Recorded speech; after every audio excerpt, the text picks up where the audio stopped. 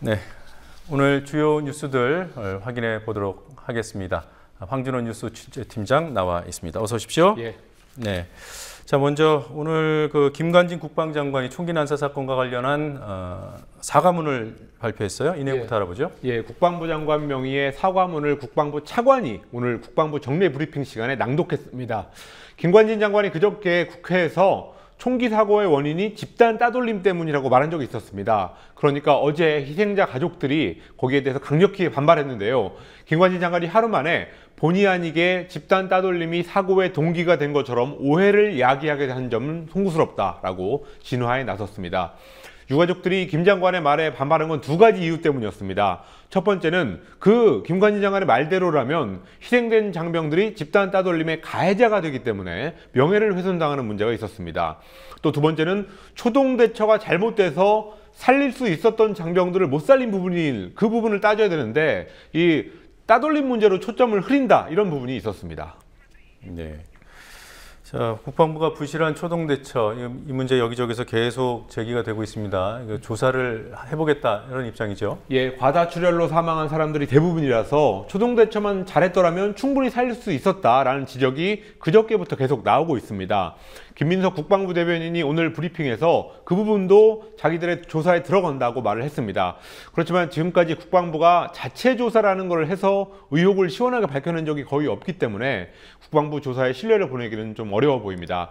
국방부는 이번 사고 후에도 가짜 임병장 파문, 그리고 임병장 메모 숨기기, 이런 행동들로 거짓말 논란을 불러온 바 있습니다. 새정치민주연합의 박지원 의원이 요즘은 거짓말을 잘하면 군인 같다고 한다라고 할 정도로 불신한다라는 쓴소리를 오늘 했습니다. 네.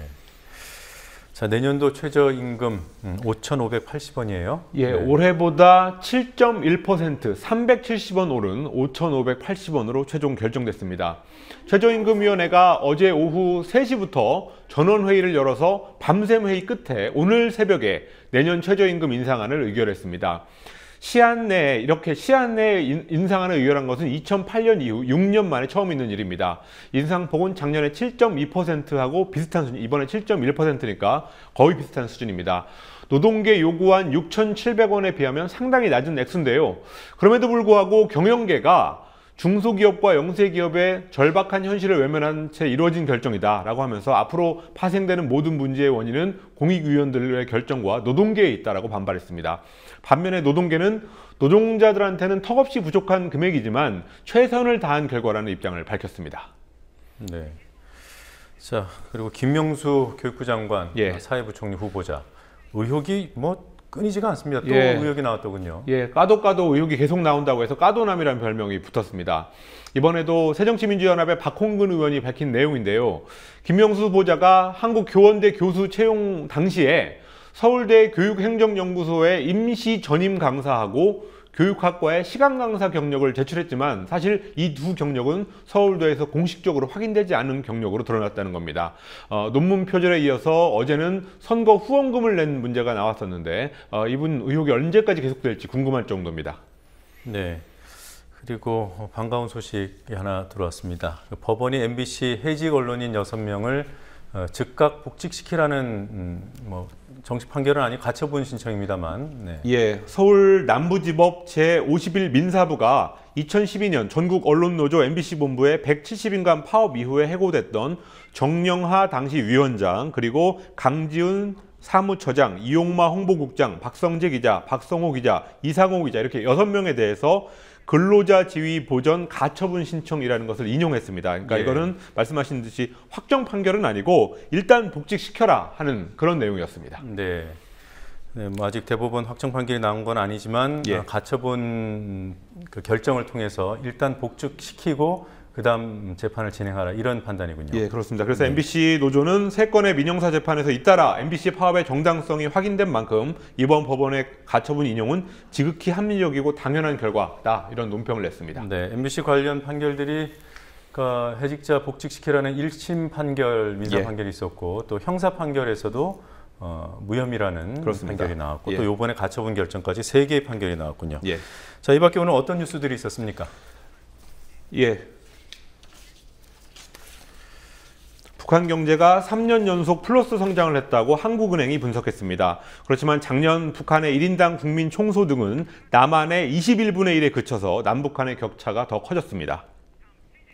금강에 이어 영산강에서도 캐나다종 태형 동물인 큰빛 이끼벌레가 대량 번식하고 있는 것으로 광주 환경운동연합의 현장 조사 과정에서 확인됐습니다. 4대강 사업 이후 나타난 현상으로 영산강 수생태계의 변화를 보여주고 있다는 평가입니다. 일본의 시민단체인 일본군 위안부 문제 해결 전국행동이 오늘 일본 정부의 고노다마 검증에 관한 성명을 내서 일본의 명예를 현저하게 훼손하는 것은 고노다마 그 자체가 아니라 강제 연행이 없었다고 주장해서 인권의식이 없음을 드러내는 사람들이라고 말했습니다. 그리고 아까 제가 이거 물어봤는지 모르겠는데 그 천정배 전 법무부 장관 광주 광산을에 출마한다 이런 얘기가 있던데 맞아요? 예, 오늘 공식적으로 발표를 했습니다. 천정배 장관은 지난 1년간 광주 전남북을 도는 경청 투어를 통해서 야권의 뿌리인 호남 정치를 더 튼튼히 해달라는 시도민의 요구를 확인했다면서 출마의 변을 밝혔습니다.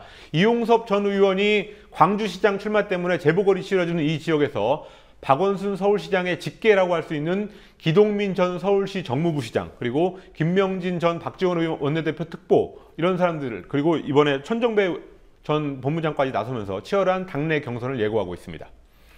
네, 오늘 여기까지 듣겠습니다. 수고했습니다. 예.